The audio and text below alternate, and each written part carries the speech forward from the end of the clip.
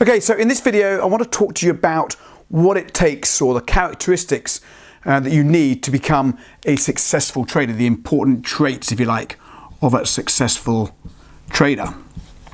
Okay, now I think the most important thing here to mention before we get going is what it takes to be an unsuccessful trader, and the reason why most people that come into this business, statistics say that 95% of retail traders fail, and I think the number one reason why they do fail is because of expectations. Okay, now we all have expectations,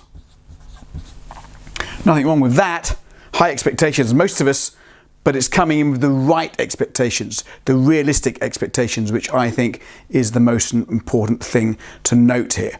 Now, a lot of people come into this business, they think they're going to give up their day job, they've got $1,000 or $5,000 trading account, they make a few dollars trading the markets, and they think they are now going to be able to retire, tell their boss to jump in a river. They're now a Forex trader, and they finally found the new career that they've always been wanting. Well, that's not a realistic expectation. Pretty much like, Chelsea won the Premier League here in the UK last year. Chances are they might win it next year. Are they going to win the Premier League next year without losing a game, without conceding a goal? Possibly, but it's unlikely. That's not a realistic expectation. Pretty much like coming into the Forex market with $1,000, $2,000, $5,000, even $10,000 and expecting to give up your day job. This is a real business, and it takes a lot of time, effort, and skills to become a trader. And we're going to talk about expectations, what you can expect to receive out of the Forex trading in future videos. So do make sure you check those out as well. But you've got to come in with the right expectations and the right mindset of what you can achieve in there. Now, I think the second most important thing you need if you want to be a successful trader is to have a plan. Now, we all know the phrase, if you fail to plan, then you plan to fail. Now, that's never more true than in the Forex markets. This is a business. You've got to have a plan. So what is a plan in Forex? Well, basically, a plan is a set of rules, a strategy, if you like, a set of rules which gives you entry criteria, exit criteria, the amount of risk for so forth that you're putting into each trade. The plan should also involve what you're going to be trading, when you're going to be trading. Are you going to be trading for 2 hours a day, 5 hours a day, 10 hours a day? Are you a day trader? Are you going to be trading just for a couple of hours a day? You have to have all this planned out and written down so that you can follow a plan. Any business that starts off in this world will always have a business plan. If you go to a bank and you want to raise money for a new business, the bank guy is going to say to you, yeah, let's have a look at your business plan. You've got to have a plan in this business. And the plan is not just about the trading criteria, the entries and the exits and so forth, but it's also the bigger picture. So make sure that you have a plan of attack so you know where you are going. If you don't know where you're going, chances are you're going to end up in a place that you don't want to be. Now, the other key characteristics of a successful trader is the psychology. Now, this is like the white elephant in the room. Many really fail to realize the importance of this in the successful trader's makeup. Psychology is huge. Now, some people say that it's 30 or 40% of what it takes. I actually put the relevance of the psychology much higher, more like 70 or 80%. You've got to have the right psychology. You've got to know how to deal in the drawdown periods. The drawdown periods are when you're losing money. It's very important that you know how to cope with that, because believe me, you are going to have losing trades in the Forex.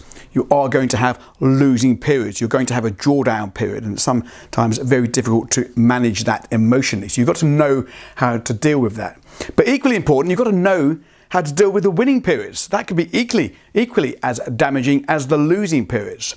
So all these psychological aspects of trading are very, very important. How are you going to deal with it? Are you going to come back and revenge trade? Are you going to fight the market? Are you going to take it on? Or are you going to be realistic of what the market is going to give you? And are you in control of your emotions?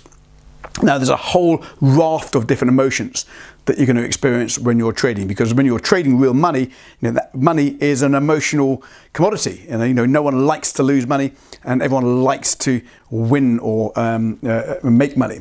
So it's an emotional commodity, and with commodities like that, psychology plays a big part. Now, there's various ways. A lot of people say, in fact, that you should trade without emotion.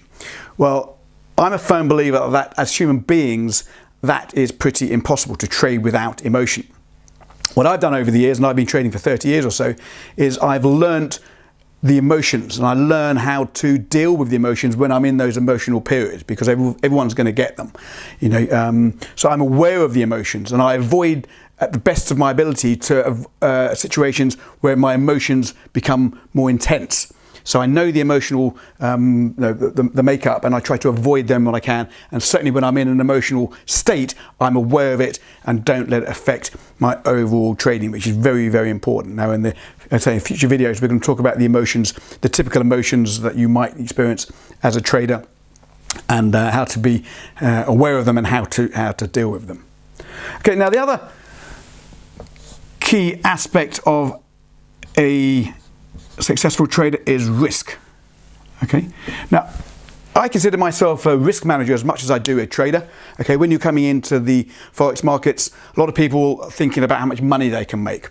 Well, the correct way to come into the forex market is thinking about how much money you can lose. You should be looking at the risk and how you manage that risk, and how you are going to deal with the risk in losing periods, how you're going to deal with the risk in winning periods as well. So you need to know how to control risk, how to avoid riskier situations, how to increase risk as markets are going in your favor as well. So risk is a key part of a successful trader's makeup. You need to know all about risk, respect risk, and know how to adapt your risk in certain conditions. And again, in future videos, we're going to talk about risk control and the different methods you can use to benefit in periods of when you're making money, and also to protect risk in periods when you're losing money as well. So risk is a very key part of a successful trader's makeup. Now, this is all wrapped together under what I call record keeping. Record keeping. Okay, so it's very important to keep a record of all this. This is a business you're running. Now, any business that will have, the successful business will keep a record of its income, of its expenditure. It will keep control of all the aspects of its business, and it will have it logged down so that they can be reviewed periodically to see the weak spots of the business, where the business is failing, and the strong points of how the business and where the business is succeeding. But when you analyze your business, remember, trading is your business. When you analyze the business, you've got to be able to look at something and say, yep, this is working, or that's not working. If you don't have anything written down, then you can't, there's no way of analysing. Yes, at the end of the month, you can say, yeah, I've made 2 or 3% this month. Great month. Next month, you might lose 2%. Okay, bad. Over the course of the year, you're going to have months up and down. But you've got to understand, why you've had good months, why you've had bad months.